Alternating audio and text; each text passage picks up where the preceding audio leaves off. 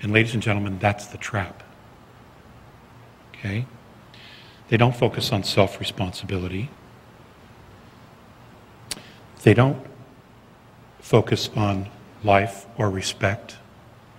They, in fact, create more division than we have ever known. Now, did they start out that way? With the exception of the Roman Catholic Church? I'm just going to be blunt about it. No. But the powers that be are masters of infiltrating movements. And what they do, and I'll give you the best example I can give you, is that of a charitable foundation. A foundation is created using the power of the people and the monies, the resources of the people, to do something that is of a benefit to humanity. As it's moving and it begins to gain power, and it starts to spread and shift consciousness, awareness, the powers that be will walk in and say, hey, we really believe in what you're doing, and we're going to give you a $25 million grant to help you continue to do your work. But we want to put one of our members on the board just to make sure that the money is spent wisely. And then they do it again, and now you have a second board member. And now you have a third board member. And before you know it, that movement, that foundation, instead of going up and creating more consciousness, more awareness, is now heading the other way. Okay? And now they also control the wealth of that foundation. Okay? We have been thinking in a pyramidal structure, in a third density structure. They're in fourth density, in holographic. We have to think the same way. And we have to be talking about how is it that we got ourselves into this. Now, this isn't a question of, well, it's essential that we put blame to the side for the moment. There's plenty of that, and there will be plenty of that. What we need is the knowledge. We need to know how these structures work so that we can create something different, something in total opposition to it. Because I can't imagine everybody's happy with the way things are. Okay? And this isn't just about the United States. This is about the global population. Because the extraterrestrial races don't see us as separate countries. They see us as one race. Okay? And we're all between a rock and a hard place, pretty much. Okay? At the moment.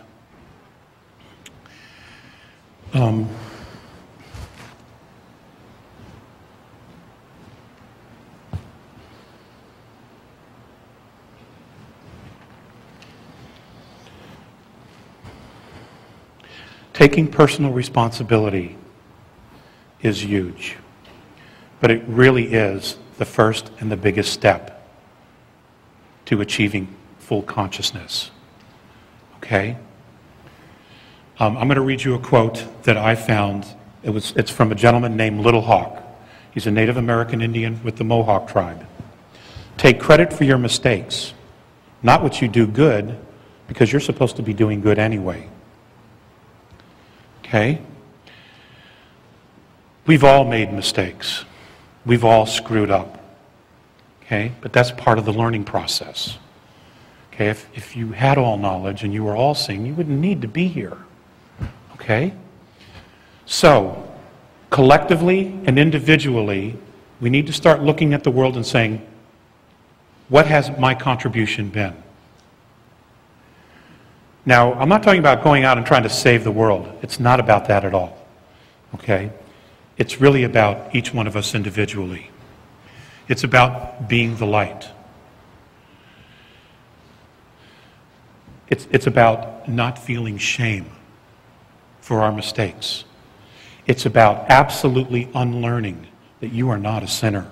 That is such crap that I want to vomit every time I hear that. Okay, you are not a sinner. You are a spiritual being in a physical body. Or as George Green said, rent-a-wreck. I like that. That was really cute.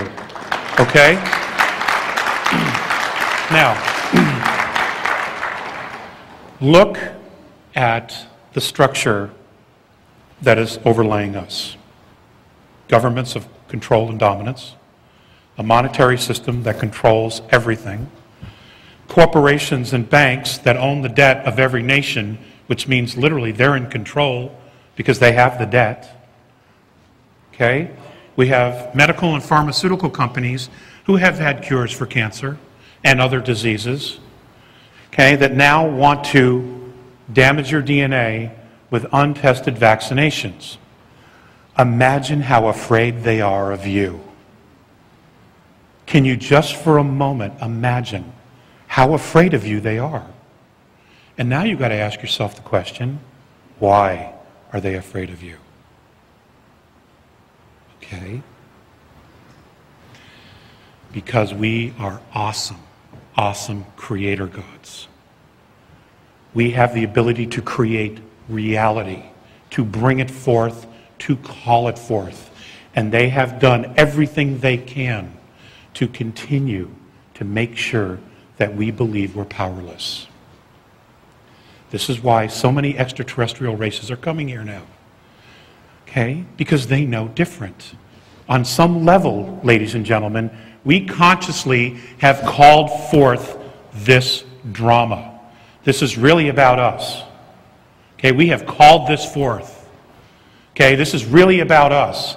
It's not about them. And we need to step into our power here. We need to fully understand it's time for us to step into our power as a planetary race and not see the borders anymore.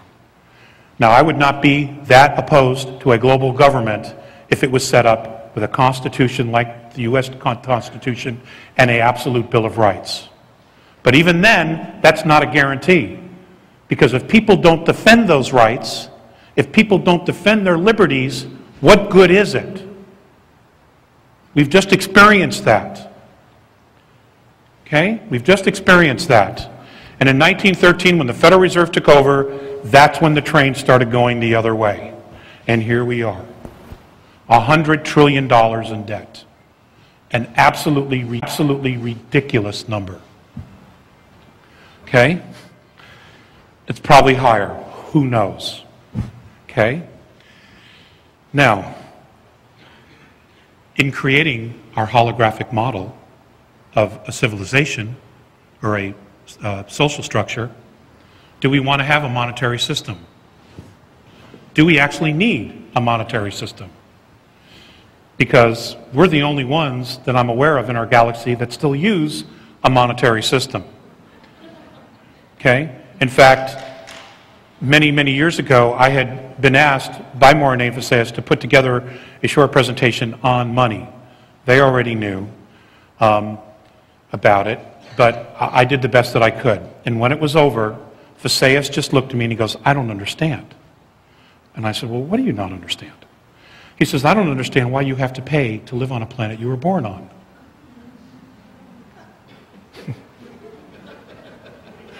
Okay? And ladies and gentlemen, that has haunted me ever since. And just that one little thing takes you completely out of the box. Okay? For the first time, you begin to think, well, geez, what would it look like not to have a currency? You know? Advanced civilizations, all their needs are taken care of. All of their standard day-to-day life needs are met by the government. No strings attached. And then you donate your time and your expertise and your skills to do something you want that benefits the whole. Okay? Now, I'm not talking about communism either. It's something bigger than that. Okay, but we need some help in defining what that is. Now, we have a lot of really brilliant, intelligent people here and in the world. And I know other people around the world have been talking about similar things, creating a different society, and maybe even a holographic society, and what that looks like, a holographic power structure. So no matter what happens, it will totally always stand on its own. The Founding Fathers tried to do something like this when they created all the states as equal, in control, and separate from the government. That was pretty much their intent, whether they realized it or not. I also want you to know that we have a lot of help. We are getting a lot of help from the spiritual side as well as the dimensional side. And I'm not talking about just dimensional beings, I am talking about also extraterrestrials. I'll give you an example of what I'm talking about. The vision at Valley Forge of George Washington. I know that a lot of people on the net, if you've not researched it, I suggest that you do. Some say it's a hoax. It's not a hoax. I also want you to know that Thomas Jefferson, in his diaries, was out walking at his estate in Monticello, was trying to figure out the verbiage, the language, in regards to the Declaration of Independence, when he was met by a hooded man who he never really clearly saw, who gave him the conversation and the pieces that he needed to finish the Declaration of Independence. I also want you to know that in the Constitutional Hall, when everybody was bantering and going back and forth, and it looked like no one was going to sign the Declaration of Independence, up on the top railing of the hall, a man appeared out of nowhere, and for 20 minutes gave an oration about how important this was, not only to the United States and to the moment, but to the entire world as a whole. And as soon as he was done, everybody rushed to the table and signed the Declaration of Independence. Benjamin Franklin and the Sergeant-at-Arms went upstairs to try to talk to this man because they wanted to know who he was. There were armed guards at every single door. The armed guards swore no one went in, no one went out. So there is divine providence here, ladies and gentlemen. It is not a mistake that you live in this country. It is not a mistake that you are who you are. Enough is enough. It is time we step into our power. And very simple steps will do this. First, you have to make a decision. And the decision is no more bullshit. Okay? No more bullshit.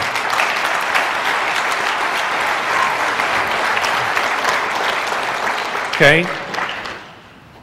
America is the reason it is because we allowed it to happen. By our apathy. Okay? We have elections. We know we're voting for the lesser of two evil. We know that. But we do it anyway. Okay? I also want you to know that the President of the United States is not in charge of our government. Okay? He's just not. I want you to know that there are 47 layers of top secret clearances above the President of the United States. 47 layers. You want to know your secret government? That's your secret government. He can't even get a clearance. He doesn't even know who to talk to get a clearance to find out about this stuff. Okay? So, it is important that we turn our focus a little bit and we start creating something different. This is what the founders did. This is what many people have done throughout the world. Okay, the Renaissance was something exactly like this. Okay? They threw off Rome and they tried to do something different. Rome, the church, the government of Rome, they threw it off and they tried to create something different. And it went for a while. Okay? Mentoring.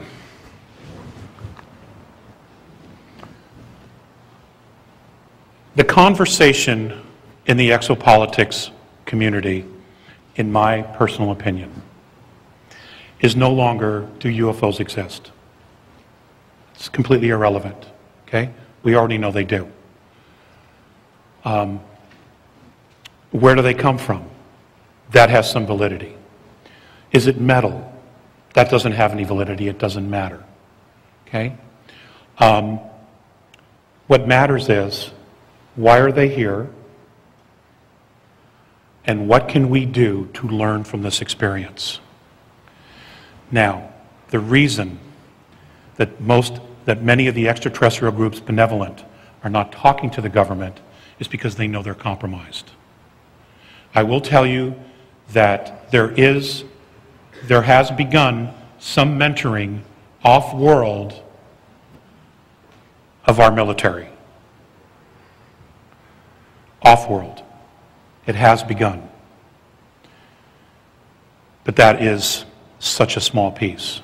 What really needs to happen is we need to create a new domain of knowing, and we need to call this information directly to ourselves. No more middleman. No more middlemen.